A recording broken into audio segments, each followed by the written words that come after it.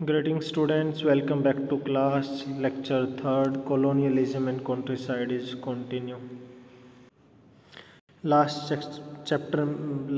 Lecture में हमने 5th report तक पढ़ा था, जो 5th टाइम रिपोर्ट रिलीज की गई थी 1813 में। आज हम आगे के टॉपिक्स को डिस्कस करेंगे। इसमें the go and the plug, जो ये हल वगैरह हैं, खुरपी वगैरह हैं, किस तरीके से क्या क्या एविडेंस मिले हैं जिससे कल्टीवेशन किया जाता था। फ्रांसिस बुकानन हैं, सर्वेवर थे एक प्रकार के, ट्रैवलर भी थे। आपने इसको मेडिवल हिस्ट्री में भी पढ़ा है। Francis Buchanan was the physician who came to India and served in the Bengal medical service from 1794 to 1815. He undertook detailed survey of the area under the jurisdiction of the British East India Company. British east India company के control में जो जो area था, उस area का इसने सर्वे किया और वहाँ से बहुत सारी डिटेल इन्होंने निकालने का काम किया है। नेक्स्ट टॉपिक है पहाड़ियाज।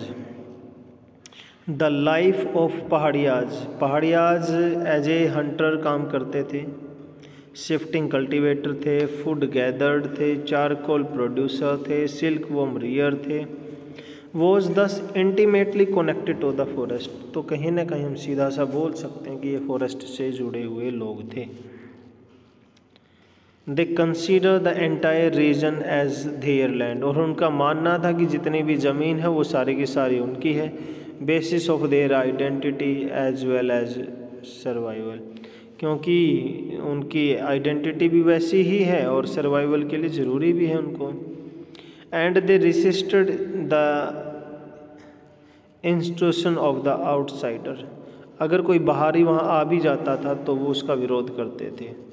There chief maintain the unity of the group, settled dispute and led to the tribe in battles with other tribe and plains people.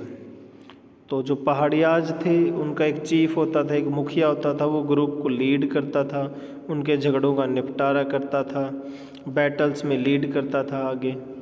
The Paharias regularly raided in the plain where settled agriculturalist lived.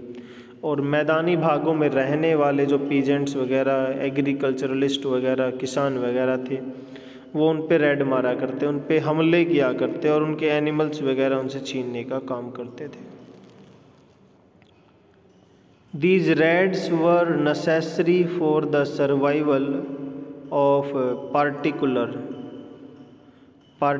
in years of the scarcities. आगे इसमें दे रखा है due to colonial policies changes in life of Paharias. Britisher ने जो policies बनाई उसकी वजह से पहाड़ियाज की लाइफ में चेंजेस देखने को मिले हैं। क्या चेंजेस थे? As settled agricultural expanded the area under the forest and pasture contracted sharpen the conflict between hill folk and the settled cultivator. पहाड़ों में रहने वाले और सेटल्ड कल्टीवेटर के बीच में झगड़े बढ़ गए। 1770s the British embarked on the brutal policy of extermination, hunting the Pahadiyas down and killing them. In 1780s, Augustus Queensland, the collector of Bhagalpur, proposed policy of the pacifications. The experience of the pacifications campaigns and memory of brutal repression shaped their perception of British infiltration into this area. तो इस तरह की जो policies उन्होंने चलाई, इससे ये prove हो गया था कि ब्रिटिशर उनका भला चाहने वाले नहीं। संथाल, द पोनियर सेटलर या सेटलमेंट करने वाले। Santhals had begun to come into Bengal around 1780s. जमींदार hired them to reclaim the land and expand cultivation. जमींदार ने उनको हायर किया था अपने लैंड पे क्लेम करने के लिए, उसको कल्टीवेशन को बढ़ाने के लिए। British official invited them to settle in the Jungle Mahals. Santhal by contrast appeared to be ideal settler, clearing the forest, plugging their land with waggons. The Santals were given land and proceeded to settle in the foothills of Rajmahal. राजमहल की जो पहाड़ियाँ थी वहाँ settle कर दिया गया उनको। 1832 the large area of land was demarcated as दामिन खो। तो ज़्यादातर जो एरिया था उसे दामिन खो में कन्वर्ट कर दिया गया। After demarcation of Damin Akho, Santhal settlement expanded rapidly. From 40 Santhal villages in the area 1838, as many as 1473 villages had came up by 1851. इतने जो विलेजर्स हैं या गांव हैं उस एरिया के अंदर इसको लागू कर दिया गया था दामिन खो को।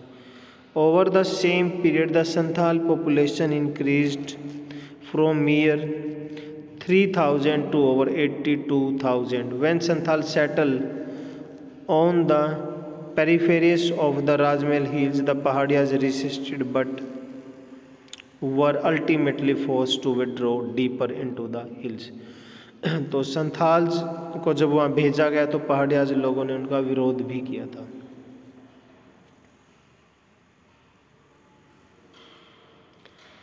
Santhals pioneer settler. Santhals by contrast gave up their earliest life of mobility and settled down. तो पहले तो वैसे ही रहते थे, मूवेबल रहते थे, शिफ्टेबल रहते थे, बाद में एक जगह सेटल हो गए। Cultivating a range of commercial crop for the market and dealing with the traders and money lenders. Sidhu, Kanhu, Chand and Bhairav ये कुछ इमेजेस हैं यहाँ। The present revolt in Bombay Deccan area. Peasant revolt की बात करेंगे हम यहाँ। परजेंट में ये एरिया कहाँ है? बॉम्बे के पास। Peasant revolt in Bombay Deccan area. The peasant movement began at Supa in Pune district on 12 May 1875. तो 1875 में पूना डिस्ट्रिक्ट का एक गांव या छोटा सा कस्बा सूबा, वहाँ पर पीजेंट का एक मूवमेंट हुआ, विद्रोह हुआ। Riots from surrounding rural area gathered and attacked the shopkeeper, demanding the account book and bonds used for lending money by the money lenders. Money lender से जो जो पैसा उधार ले रखा था उसका रिकॉर्ड मांगा उन्होंने और फिर उस रिकॉर्ड को बर्न कर दिया। The revolt spread from Poona to Ahmednagar. Within next 2 months it spread further and covered 6,500 square kilometer. The more than 30 villages were affected. The pattern of the revolt was some everywhere. Sukas were attacked and burnt. साहूकार बोल सकते हैं इन्हें, सुकर्स लिखा हुआ है यहाँ। Were attacked and burnt their account book to prevent the revolt. British established many police posts in villages. तो जो जो रिकॉर्ड बुक थी वो जला दी गई, जिसमें रिकॉर्ड था कि किस व्यक्ति को किसके कितने पैसे देने हैं।